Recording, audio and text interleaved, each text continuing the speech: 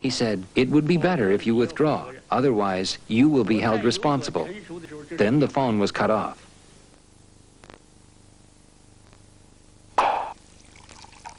Tomorrow at 8. Many held him responsible. Others believed he had received orders from Chiang Kai-shek, and they blamed the government. We should have resisted. If I had been brigade commander, I would not have withdrawn. I would have resisted until daylight. When a foreign army attacks the cities of another country in broad daylight, I don't think that can be justified to the world. We have a saying, an army is maintained for 1,000 days to be used for one. Why didn't they fight? I was very angry.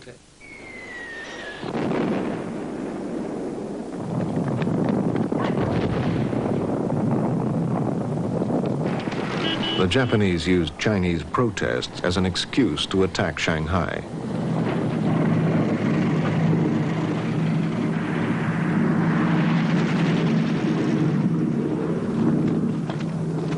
This time, there was hard-fought resistance.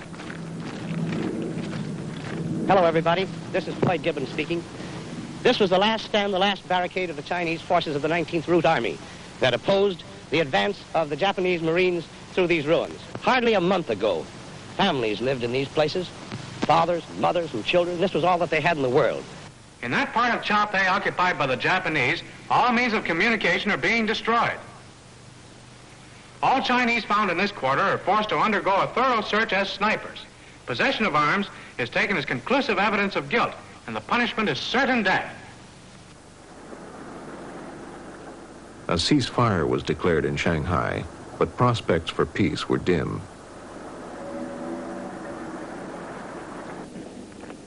On March 1st, 1932, Japan set up a puppet government in Manchuria, which they renamed Manchukuo.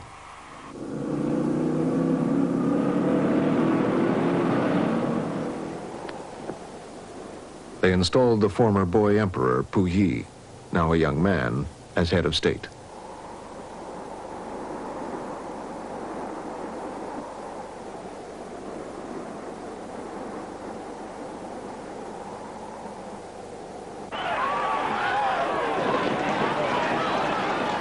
The Chinese were angered and humiliated by the Japanese attacks and by the government's response. These feelings were expressed in demonstrations, the arts, and in feature films.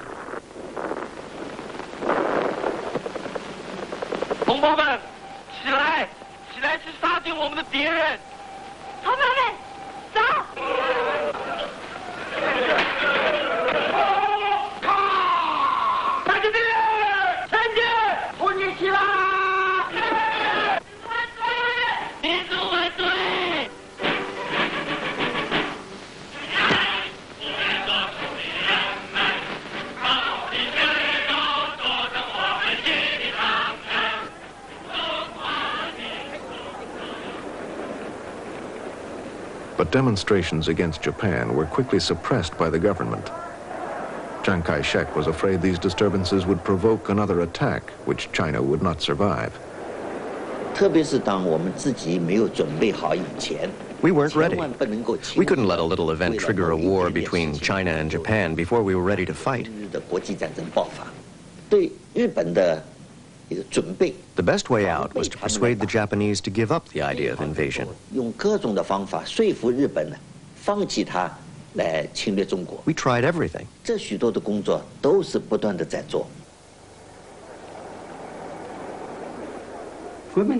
nationalist policy was that to resist foreign aggression, the country first needs internal pacification. This was stated by Chiang Kai-shek, and it was in all the papers. It was absolutely necessary to wipe out the communists before we could fight Japan. Mao and Zhu De knew that Chiang would strike while they were still weak from the long march. In an effort to prevent this and to harness popular anti-Japanese feeling, Mao called for the nationalists to unite with the communists against Japan. Mao declared, We cannot even discuss communism if we are robbed of a country in which to practice it. But Chiang continued his plans to attack the communists. Again, Zhang Xuliang, seen here next to Chiang, disagreed. He and his men only wanted to fight Japan to recover their homeland. But they could not make the Generalissimo change his mind. In December 1936, in a desperate act which shocked the country, Zhang Xuliang ordered his commander kidnapped. Sun Mingzhu and some heavily armed soldiers stormed Chiang Kai-shek's residence. When I got to the bedroom, I saw that it was a mess and no one was there. I felt Chiang Kai-shek's bed. It was still warm, so I knew he hadn't been gone long. So we went up, and behind the hill, I saw him squeezed between two rocks. It was a spot that everyone called Tiger Stone Rock. He was standing there. He was very frightened. His face was covered with dirt. He was in pajamas because he hadn't had time to get dressed. I saluted and said, "Please, Generalissimo, come quickly." I was afraid that someone might shoot him. I felt a heavy responsibility. The day he was kidnapped, our Central Committee immediately held meetings. In the evening, we held an emergency meeting. Everyone was trying to figure out how to save him. Madame Chiang flew to Xi'an.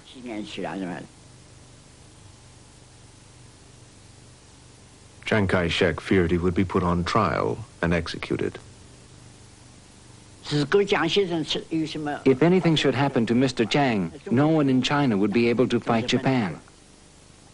Nobody would be able to stop Japan, and the Japanese would certainly march into China. That would be certain. No one would resist. All China watched as his fate hung in the balance.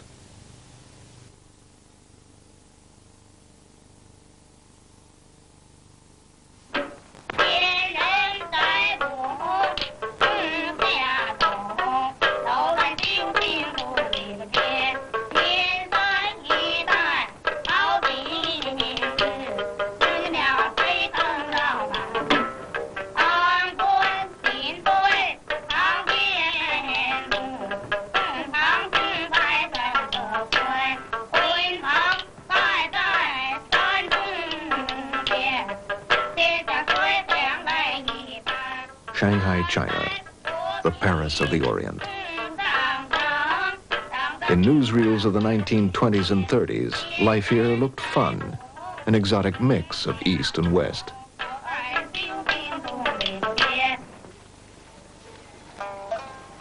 The reality of China was different.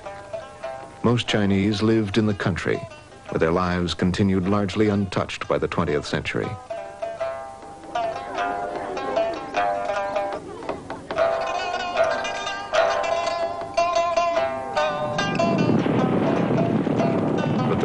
China were about to be engulfed in years of violent conflict, years which would dramatically change their country and their lives.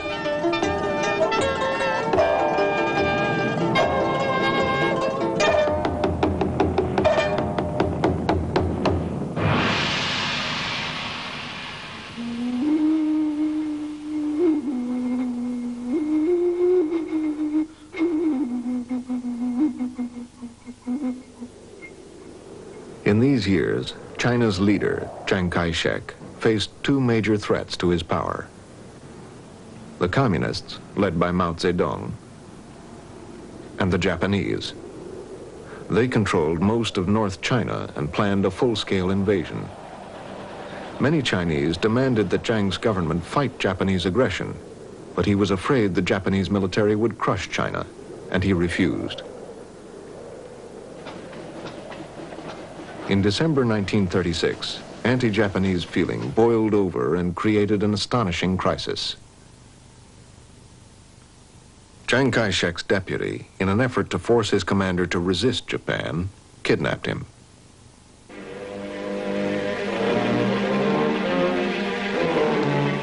New thunder over China, a storm which the world fears. Through the team faces the shocking news of the kidnapping of Chiang Kai-shek, who is given credit for unifying the nation.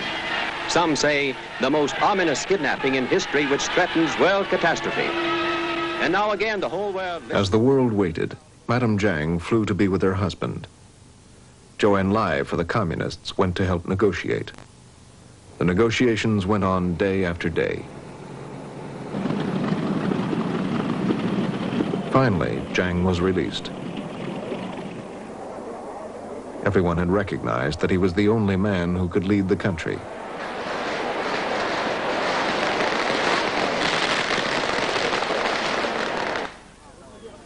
And he had at last agreed to work with his old enemies, the communists, against Japan.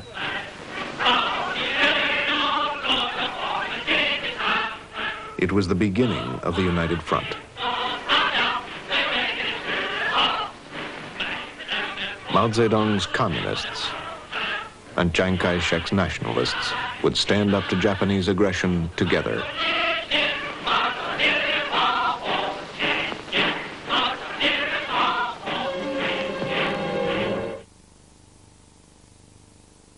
Woo! Well, there's more from us later on, so keep watching, folks. And... Started. The Marco Polo Bridge, a few miles southwest of Peiping. On July 7th, 1937, fighting broke out on this bridge between Chinese and Japanese troops. Within days, Japan launched a full-scale invasion of China. It was the beginning of World War II in Asia.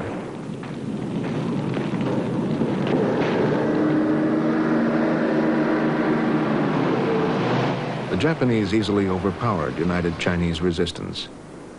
They took Beijing in days, and then Tientsin.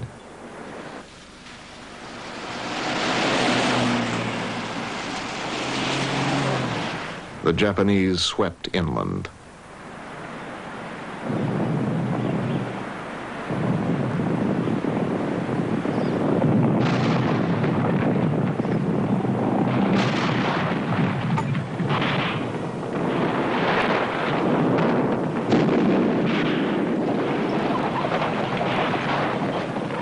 In October 1937, they arrived outside Meihua village, a few miles from these scenes. Japanese devils entered our village from the west side. They started killing and burning their way through the village. They were just brutal.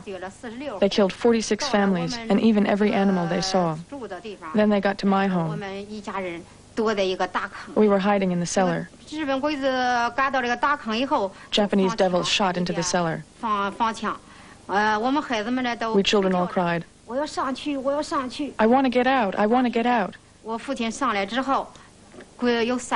When my father got up, 3 devils stripped him to the waist and tied him up.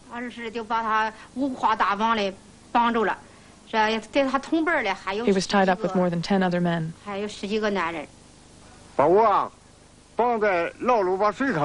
I was put in the pit. It was full of people. They'd been there a long time. The Japanese kept bringing more and more people. I was there for hours. Later, about another 200 people were pushed in. The pit was full. Bullets were whistling. A bullet hit my hand. Felt numb and hot. It didn't hurt. I didn't move. It got dark. I ran away.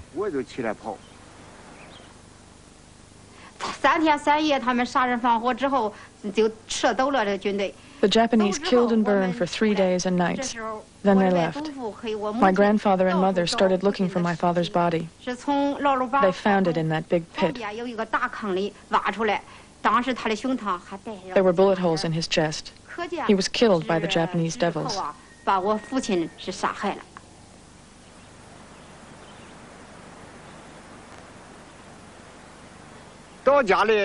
When I got home, I pushed the door open.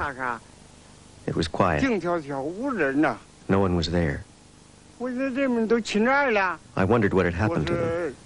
I looked everywhere and I couldn't find them. I went outside. I saw that there was fresh earth in the courtyard. I thought someone must be buried in it. And I went over to the well. The winch had been torn out. People were in there, too. I asked a couple of people to help me. I found my grandmother, mother, and 2 sons buried in the earth. I pulled my wife and 3-year-old out of the well.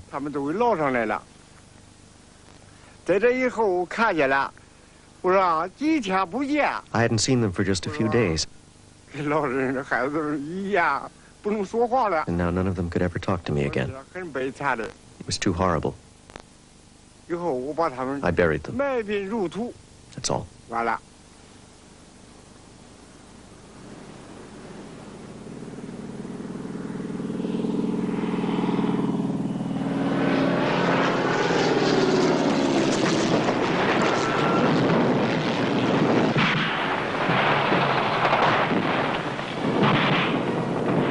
Shanghai was bombarded. There were huge civilian casualties.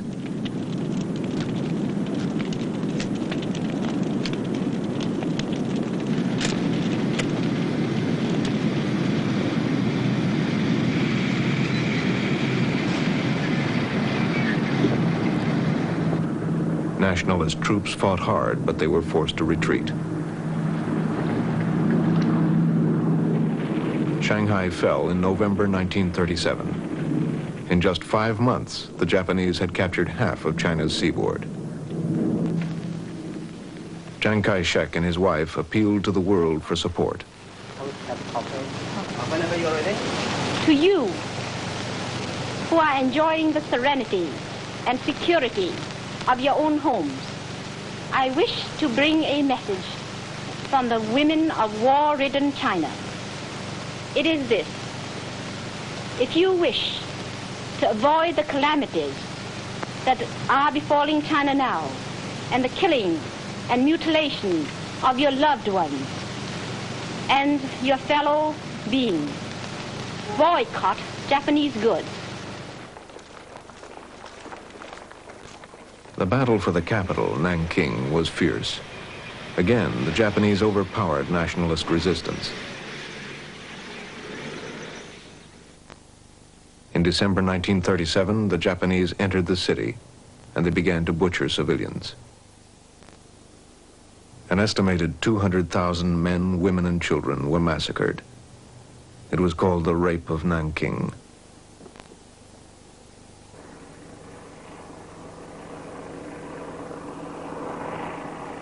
By June 1938, Chiang was desperate. He ordered the dikes of the Yellow River broken, hoping the flood would stop the Japanese forces. The people in the area were not warned. For them, it was catastrophic. 11 cities and thousands of villages were flooded. Millions were made homeless. Hundreds of thousands died. And the Japanese continued.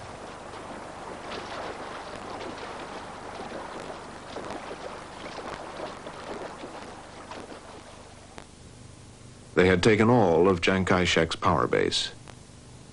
Now he adopted classical military strategy to trade space for time. Taking advantage of China's huge size, the government and the army retreated thousands of miles inland.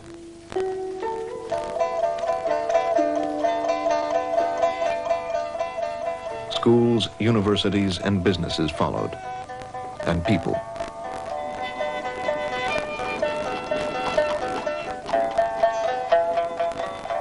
From all over occupied China, millions left their homes and fled in a massive exodus.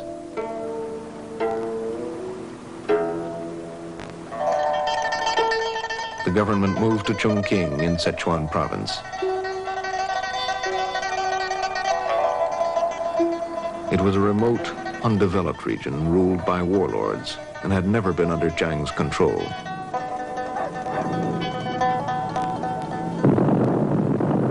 The Japanese bombed Chongqing for weeks at a time. The war effort was hopelessly undersupplied and underfunded.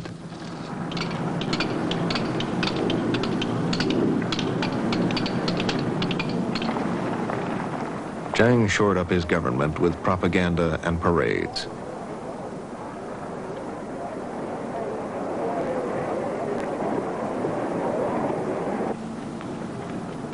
To boost morale, Madame Chiang Kai-shek toured hospitals and orphanages.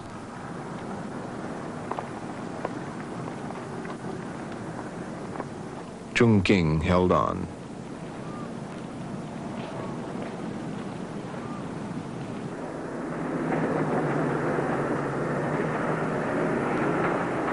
Many other Chinese traveled to the northwest, to Yan'an, where the communists had set up their headquarters after the Long March.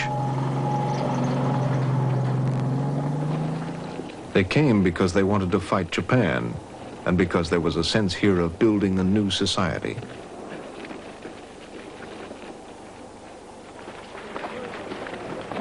The atmosphere of these early days is remembered as one of enthusiasm and exuberance, the Yan'an spirit.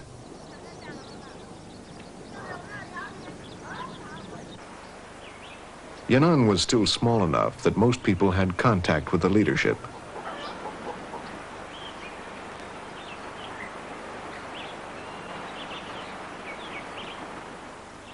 Mao was developing some of his most important theoretical work. He was adapting Marxism to conditions in China.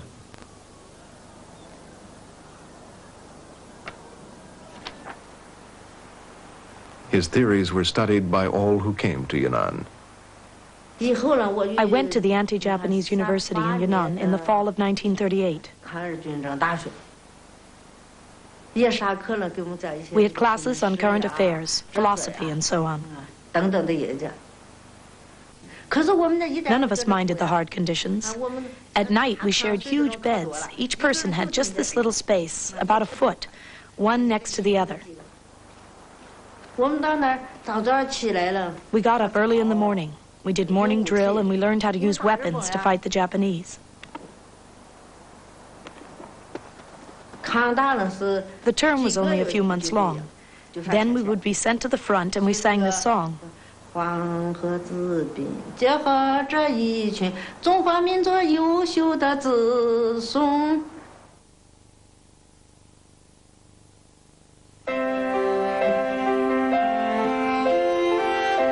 Remember how it all began. Everybody's...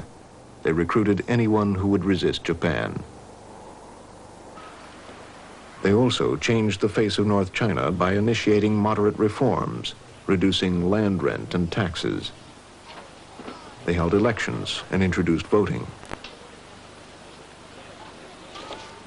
The communists carefully built rural middle-class support, and they avoided the violent class struggle they had used in the past.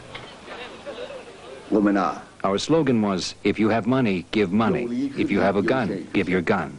And if you are healthy, come and fight. We didn't attack the rich. We even allied with landlords as long as they were not collaborators and wanted to resist.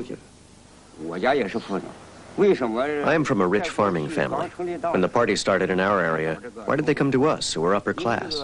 Because the poor peasants couldn't afford to give up their work in the fields. Besides, they were not necessarily more progressive than we were.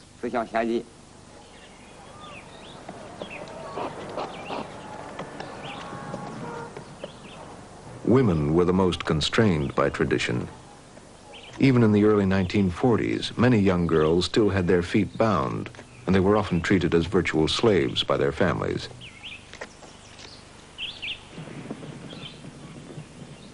For example, a woman had no rights in her own family. Since she had no income, she was dependent. When someone knocked on the door asking, "Is anyone home?" she would say, "No, there's no one here." See, she didn't even think of herself as a person.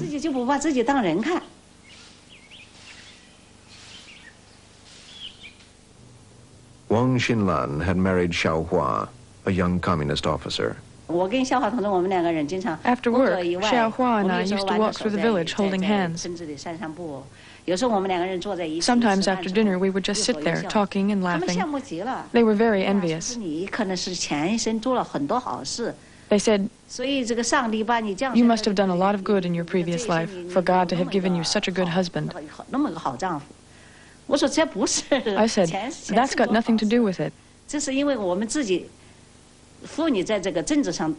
It's because women like me have changed our political status. We are independent people. Among us, men and women are equal. We are equal even though he is the husband and I am the wife." We tried to explain this to them. It was all very surprising to them. The communist call to fight Japan, combined with their moderate social reforms, had a powerful appeal.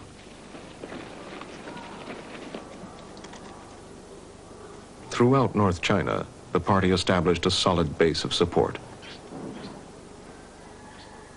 And the resistance they organized was effective. Liang Liangheng describes how he and a friend ambushed a Japanese regiment which came to their village. These two areas had more than 10 landmines. When the enemy came, we triggered the mines. They got blown up on both sides. We wouldn't let the bastards get away. The enemy came towards us, and the two of us were really happy. The guy with me was called Feng He. I said, "What about it, Feng He? You get the officer. I'll get the guy over there." Feng He aimed at the Japanese officer. Bang! He got him right in the head. He keeled over. I pulled my trigger. Bang! Got another one. The enemy sent a regiment with 100 carts. They came to take our wheat, but we didn't lose any. Their carts didn't go back empty, though. They carried the bodies of 60 dead devils. The Japanese responded to communist resistance with a campaign of terror called Burn All, Kill All, Loot All. They decimated any village with communist connections and fragmented communist control of the region.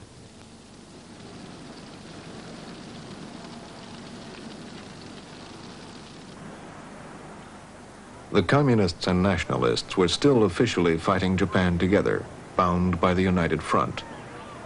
But there were frequent clashes between the two sides. In January 1941, nationalist forces suddenly attacked a communist unit. The unit was wiped out. It was the end of the United Front. Mao sent a message to Chiang Kai-shek. Those who play with fire ought to be careful. If things continue to develop this way, all the people of the country will throw you into the gutter. Chiang's response to a journalist was, "The Japanese are a disease of the skin. The communists are a disease of the heart."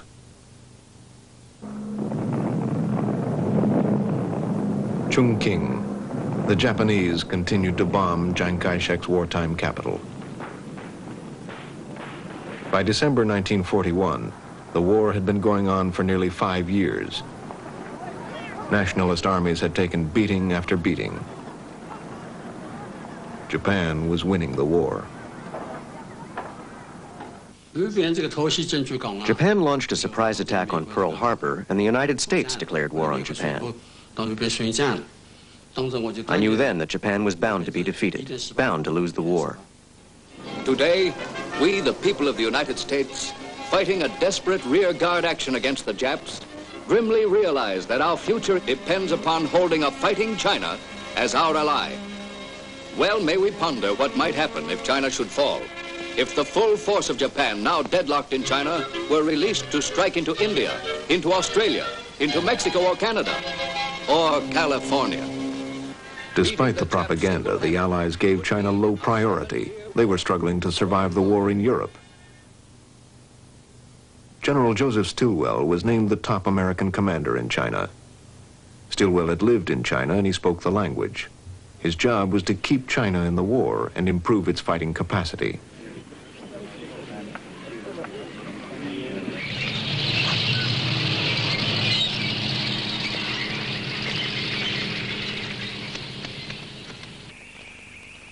He commanded Chinese troops, and he believed that, properly trained, they would be among the best in the world. But he railed against the nationalist command. He would speak in expletives to me about the Chinese generalship because he would find them pig-headed, vacillating, they'd change their mind. And again, Jiang would not want to commit a large force to gain an objective. He would send it in driblets, and it would then be consumed by the Japanese in driblets. Stilwell found that the Generalissimo was unwilling to commit his troops against the Japanese because he was saving them for use against the Chinese communists. He had 500,000 of his best troops blockading the area occupied by the Chinese communists. Stilwell soon saw the Chinese war effort was hampered by another problem: corruption. It started at the top with Jiang's inner circle, his wife's family, and a handful of his oldest friends. They controlled the economy and made enormous profits from their positions. Jiang himself was never accused of corruption, but he did nothing to stop it, and it spread to all levels in the nationalist government. Those it hurt most were the ordinary soldiers Stilwell was trying to command. Conscripts were treated brutally. They were afraid we would run away, so they would tie 5 or 6 men together on the same rope. That's how we traveled. We were strung up in groups. I saw hundreds of our conscripts strung up and pulled along on ropes. At night, to stop them running away, they tied their legs. I saw it with my own eyes.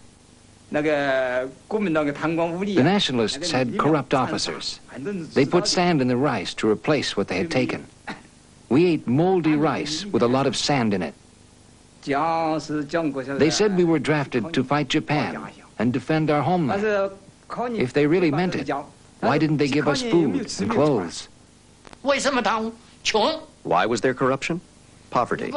If America didn't have enough food and clothing, corruption would exist there too. As the Chinese saying goes, only when one has food and clothing will he know ethics.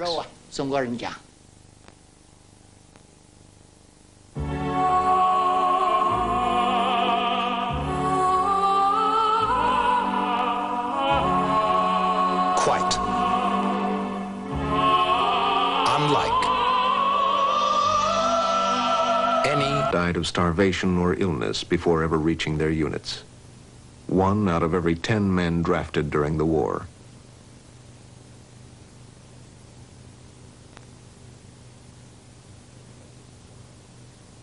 Stilwell and the Foreign Service officers filed reports about nationalist corruption and other problems to no avail.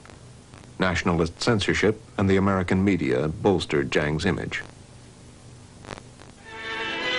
Well known to every American is lean, keen Generalissimo Chiang Kai-shek, undisputed leader and idol of 450 millions of Chinese. In 1943, Madame Jiang visited the United States and charmed Congress and the public. Let us not forget that Japan in her occupied areas today has greater resources at her command than Germany. Let us not forget that during the first 4.5 years of total aggression, China has borne Japan's sadistic fury unaided and alone.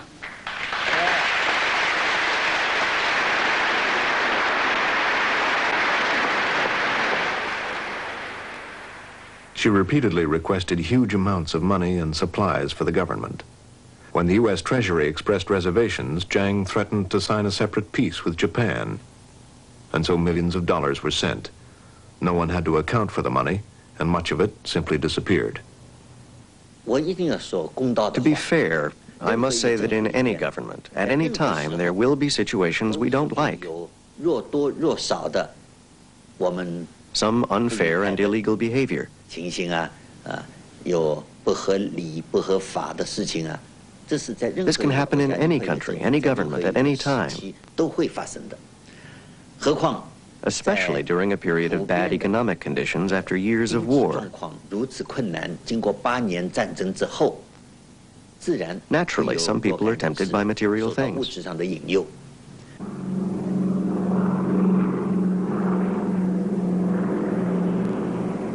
In August 1944, a group of American officers flew deep into northwest China to Yan'an. Anxious to improve China's fighting capacity, Stilwell and the American government wanted to know if the communists could be used effectively in the war. The Foreign Service officers who went to Yan'an were called the Dixie Mission. It was the first official Western recognition of the communists. My first impressions, well, Mao Zedong was a large, even then slightly tending towards plump individual with a very smooth face, no facial hair to be noticed. And he was not what you would call charismatic. He was straightforward, did not dwell on polite phrases at all, but there was no question that he was the boss. Everyone was deferential to him, including people like Zhou Enlai and Zhu De. They looked to him, and when he spoke, no dog barked. Mao was now the undisputed leader of the communists. The year before, Mao Zedong thought had become their official ideology. No criticism of Communist Party policies was tolerated.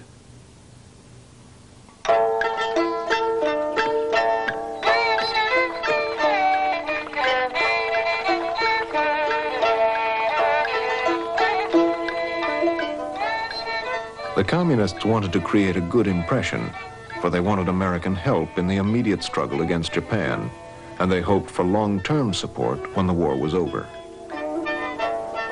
The American officers spent a year in Yan'an assessing the communists' organization and their military potential. Apart from a few Russian advisors, they saw no evidence of Soviet support. With full U.S. government approval, the Americans instructed the communists on strategy and weaponry. They watched guerrilla tactics.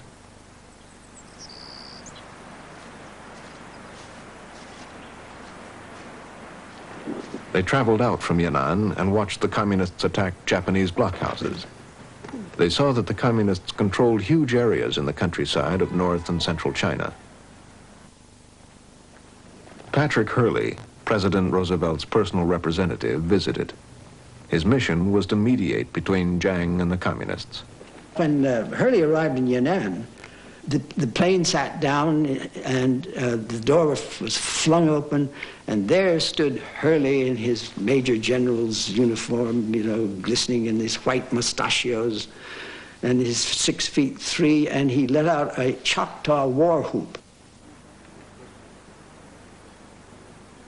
And of course, the Chinese are much too courteous to stand and say what goes on. You know, they just I suppose they assume that this is the way foreign devils behave when they appear upon a scene somewhere. China was a very complex phenomenon, and it really baffled him, I think. He had great difficulty with identifying who the various Chinese were. He had, Mao Zedong was Mustang, and the nicknames that grew up there in an attempt to identify people was a very clear indication that he really was somewhat at sea, shall we say. Despite cordial appearances, Hurley's mediation went badly and led to deep communist mistrust of him. Hurley supported Chiang Kai-shek and did not seem to take the communists seriously. The Foreign Service officers made a different assessment. I reported on the communists after my visit there that I thought that they would probably win in China. And the reason I think that that would happen is that they had popular support. I mentioned, I think at the time, that they were a democratic force. That was a misnomer. they were a popular force, and they had a popular support, and only in that sense were they democratic. Relations between Chiang and Stilwell were deteriorating. Stilwell, on behalf of the American government, demanded that Chiang make sweeping changes in his army. Stillwell talked about the bad things in Chiang's government and Chiang's arrogance. He also asked that part of Chiang's troops be placed under his direct control and that Americans be appointed high-ranking officers. Chiang Kai-shek did not accept that. But all those were not the main disagreements. The biggest disagreement was that Stilwell wanted to send weapons to the communists, to arm communist troops, which was the last thing Chiang Kai-shek wanted. Chiang demanded Stilwell's recall. John Davies asked for a transfer. Almost every American officer with in-depth experience in China was fired or resigned.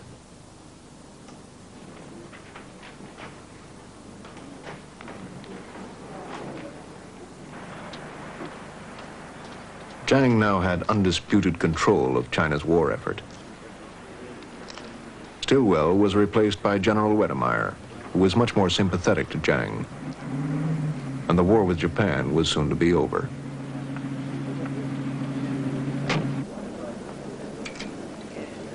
In August 1945, the atomic bomb was dropped on Hiroshima, and the Japanese surrendered.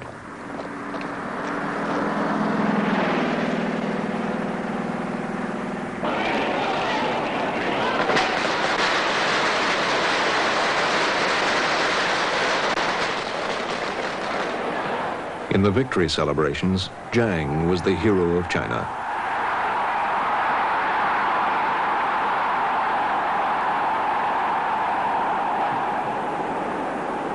But the quick end of the war left an important question unresolved. Who would take the Japanese surrender in North China? The communists raced to get their armies north.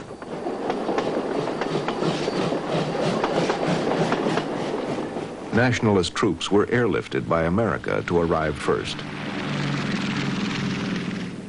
General Lu Jingzhao remembers what Mao said about Chiang Kai-shek.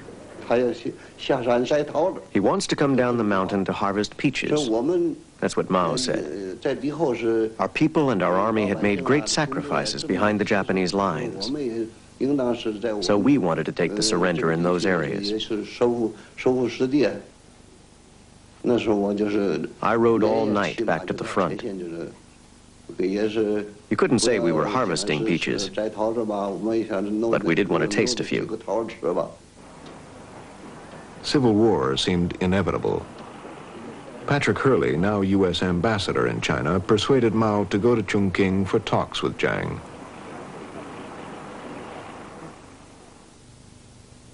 The two men had not met in nearly 20 years, since the days of Sun Yat-sen in Canton. Chiang addressed Mao as elder brother, and Mao made the toast, "Long live Chiang Kai-shek." But the talks led nowhere. President Truman did not give up. He sent General George Marshall to mediate.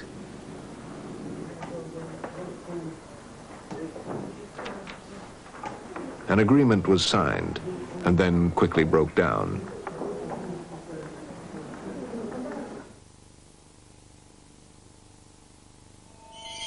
They're small, but dangerous.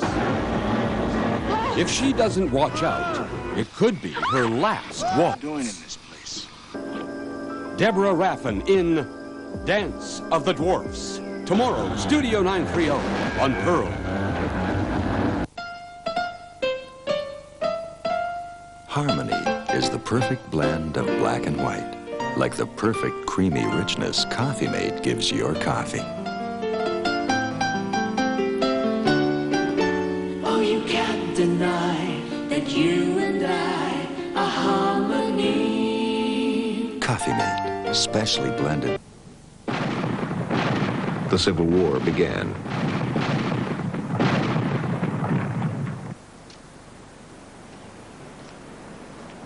At first, it went badly for the communists.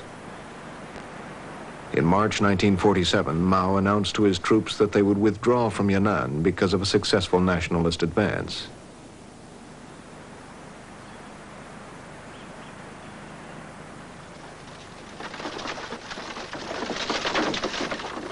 But Yan'an was only a symbol and not the base of their power. Their real power lay in the vast countryside of North China and Manchuria.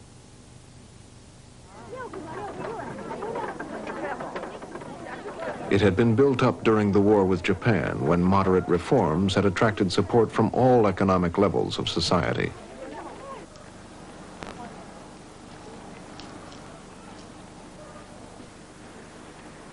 Now the communist leadership decided to expand their support by concentrating on the poor. They launched a radical land reform movement, attacking their old allies in the prosperous middle class. In Li Lao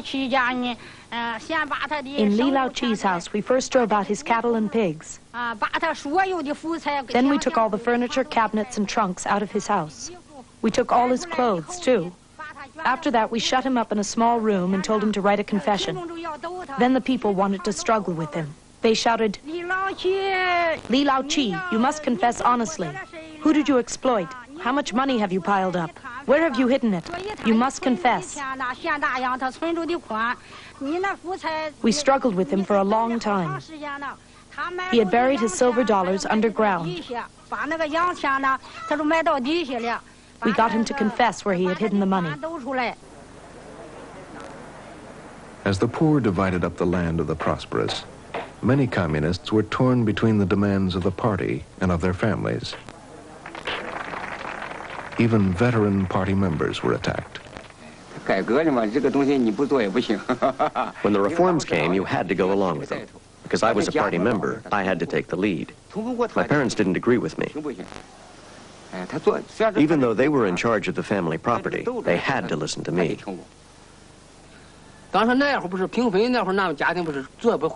At the time of the land reform, my family had a new cart, a horse, a donkey, and about 5 acres of land.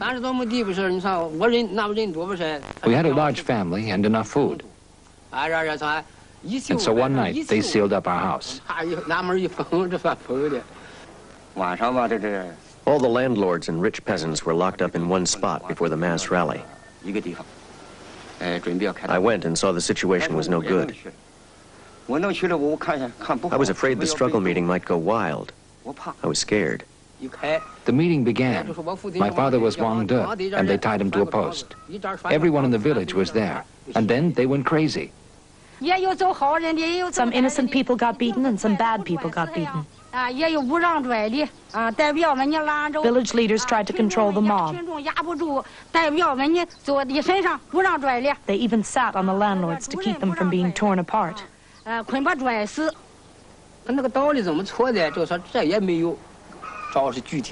What they did was wrong. They ignored the facts. If you weren't poor, if you were better off, then you were guilty. That's how they reasoned.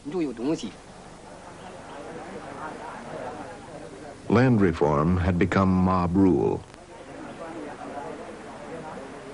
It tore families and villages apart.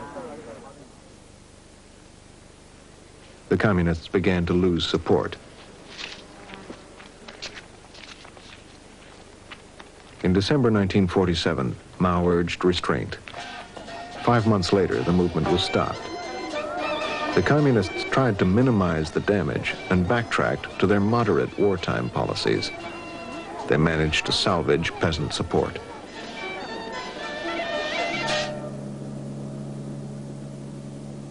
In the cities, people's lives had not improved after the war. Massive economic problems were undercutting Jiang's support. The government's financial policies were chaotic. The currency system changed many times. The old Fabi paper money was changed to the new Fabi paper money. Then that was changed to the gold yuan. Then, when there weren't enough gold yuan, it was changed to the yuan shikai silver dollars.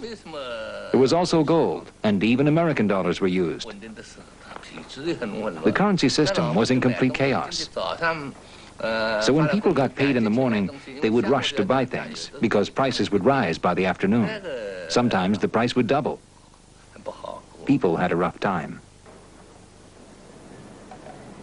The homeless and starving filled city streets. Black market trading and corruption were widespread.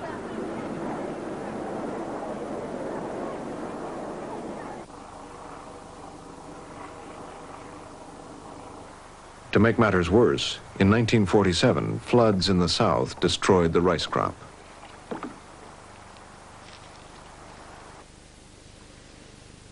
And in the north, there was a devastating famine.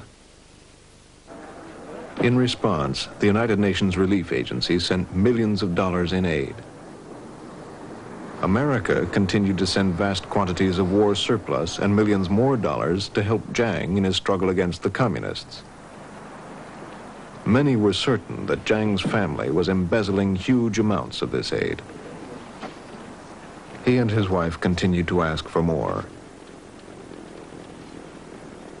In 1947, President Truman sent Albert Wedemeyer back to China to assess the situation. Although it was clear that Jiang's government was corrupt and losing support, for America there was no alternative. Wedemeyer urged Jiang to effect immediate, drastic political and economic reforms. At the same time, he recommended more U.S. aid. Wedemeyer's recommendation that we continue to support the government of Chiang Kai-shek has to be considered in the context of the times of the Cold War, in which the Chinese communists seemed to be allied with the Russians, and the hope that somehow or other military aid might contribute to the survival of Chiang Kai-shek's government. But American aid could not win the war for Jiang. He made the crucial mistake of overextending his forces in the north. The communists responded with a change in tactics. They mounted a major offensive against the nationalist armies in the cities.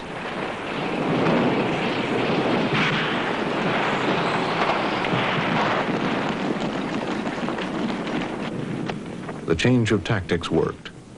By November 1948, after only a month and a half, the communists won control of North China. Nationalist troops were crossing over to us in divisions and armies. When we first got to the Northeast, we had 100,000 troops. Now we were 400,000 or 500,000 strong. Our equipment all came from the United States and Chiang Kai-shek. There was a joke among the soldiers.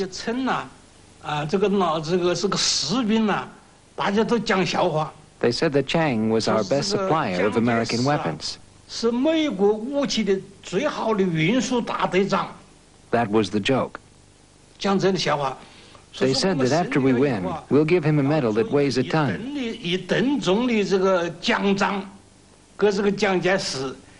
Because he did such a good job for us. After 8 years of fighting Japan, nobody wanted to fight anymore. Even I didn't want to fight anymore.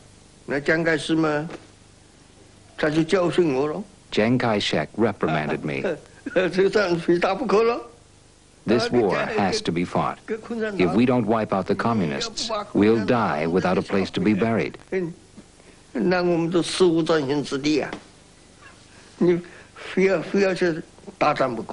We've got to go all out. I couldn't say anything to that. He was my teacher, my academy commandant. He had been my commanding officer for many years. All I could do was obey. In order to bring you the news roundup before the midnight hour, we break now from China in Revolution. Huang Wei led Chiang Kai-shek's crack 12th Army.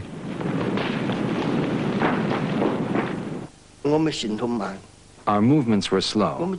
Our equipment was heavy, cumbersome.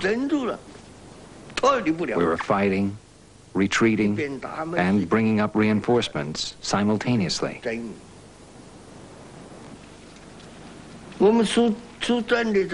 Our formations were beaten back bit by bit.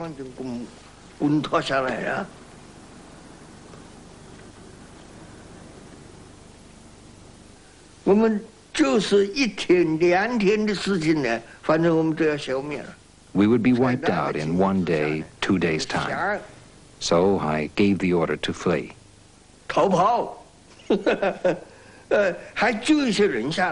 That saved some people. On December 15th, we broke out in several places. My deputy commander and I got into a tank and fled. We fled to a place about 15 miles from Chengduiji.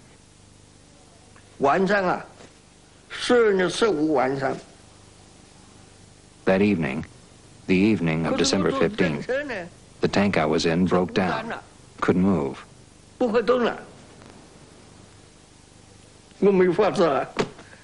So we got out and fled on foot. The communists were everywhere. And they caught me. I became their prisoner.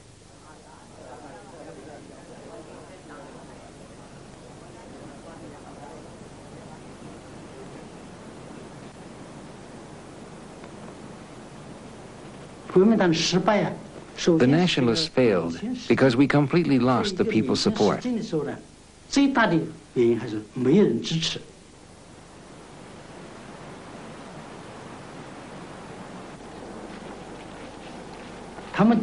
had heard that during the northern expedition, the people gave us flowers and food. During the war against Japan, the people provided intelligence and helped us resist the Japanese. Once the Civil War started, we couldn't find anyone to give us even road directions. There's a saying in China, the water that carries the boat can also overturn it. On January 21st, 1949, 11 days after the battle for central China, Chiang Kai-shek resigned.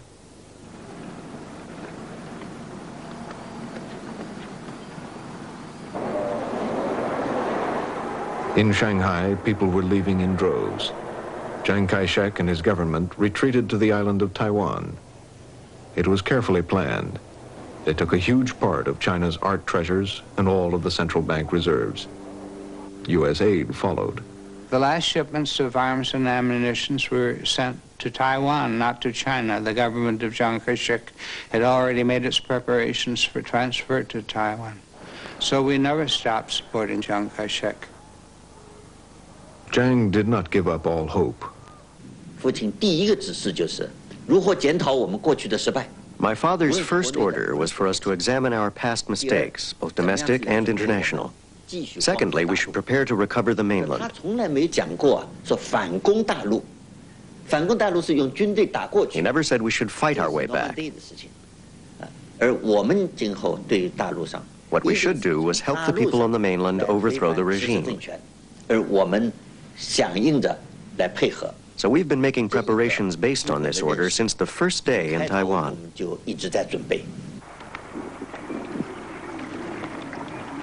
The war continued without Chiang Kai-shek. The communists prepared to cross the Yangtze River, heading for Nanking and Shanghai.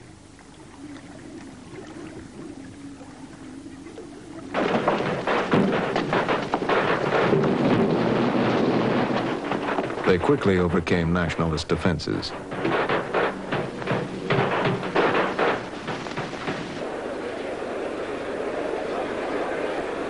With the communists just outside Shanghai, the remaining nationalist police stepped up their anti-communist activities.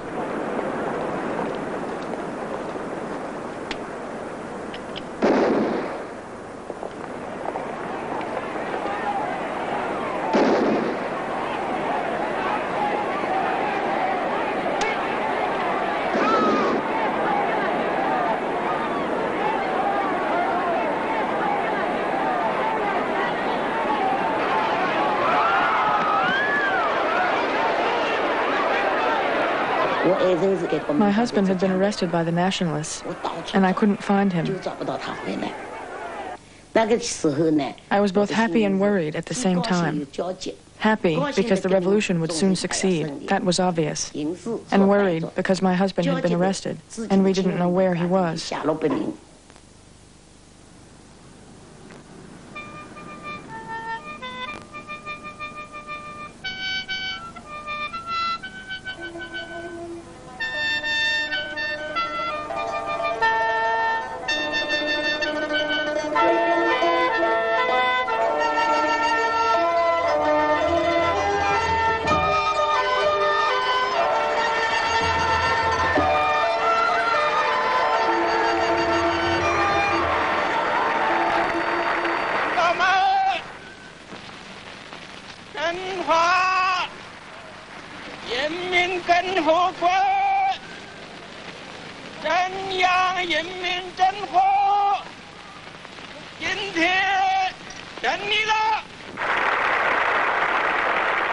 On October 1st, 1949, we listened to the radio.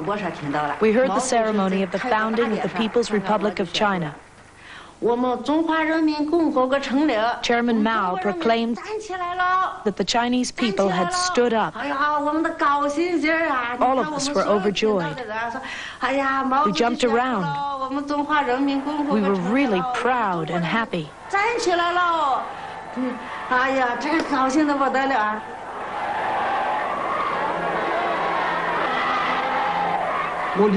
My daughters were very young.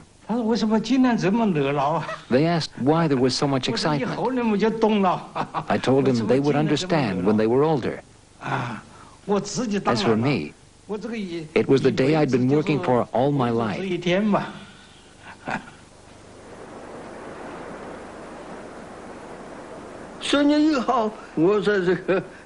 October 1st, I was locked up in the war criminals prison.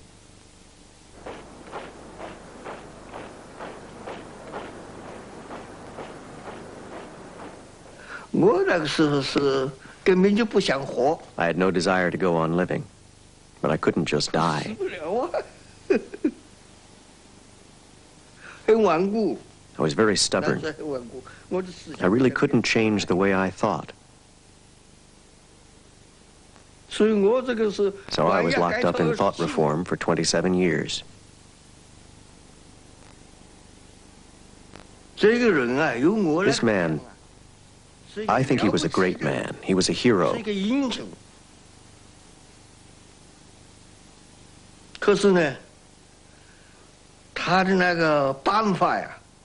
But his methods were the old ones of China.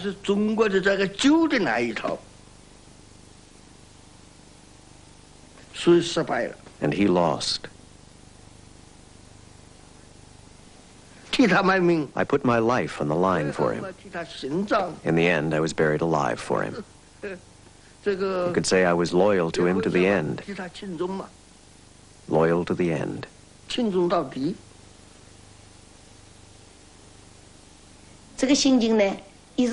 I felt happy on the one hand, because I had been looking forward to liberation so much, and it had come at last. On the other hand, I felt sad, for my husband was dead. But then we thought that people always die in revolution. No death, no victory.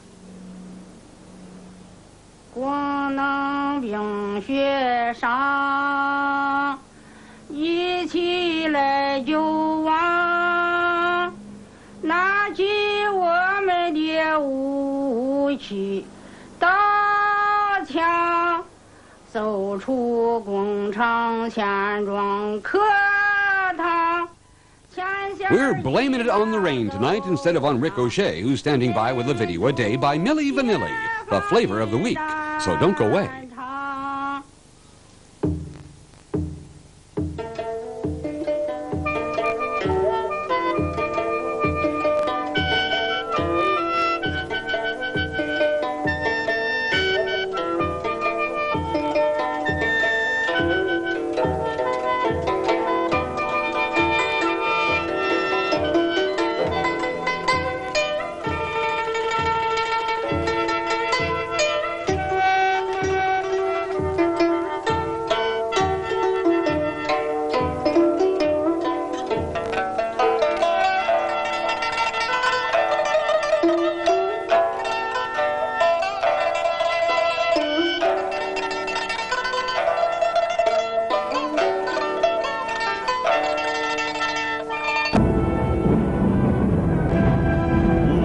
河内，6月的上海，12亿人共同的期待。